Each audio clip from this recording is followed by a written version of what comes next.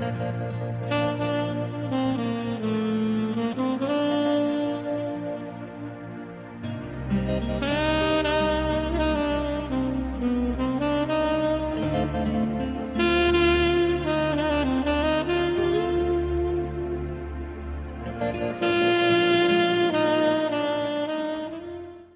face de notre maison, c'était l'Institut, et c'était un centre de mobilisation.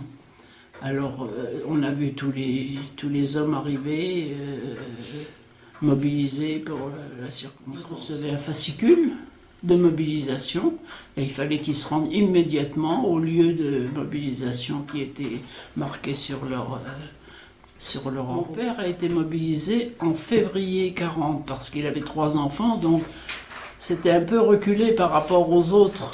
Les jeunes étaient mobilisés aussitôt, les pères de famille un peu plus tard, et alors mon père est parti en février 40. Et il a reçu son ordre et immédiatement il a fallu qu'il se rende au centre de mobilisation.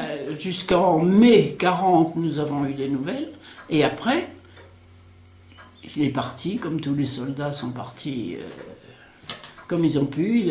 À pied, il a rejoint Perpignan.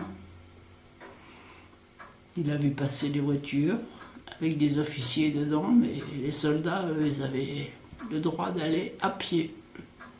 Mon père est parti, et puis les recommandations qu'il m'a fait pour être raisonnable, et puis comme je pense que ça s'est passé dans beaucoup de foyers.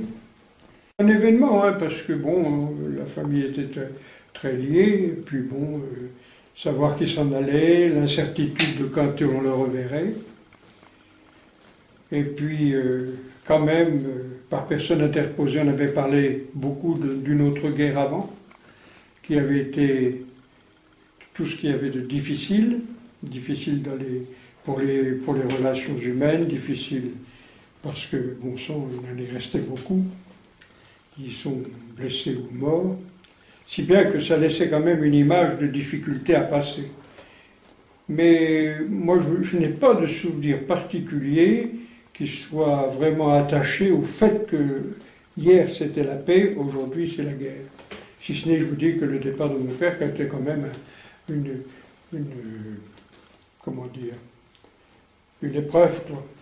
Et puis, ma mère était une personne très disciplinée, et j'avais quelque part une certaine trouille de me trouver devant une personne qui allait peut-être être plus rigoureuse pour moi. Ça, c'est sûr.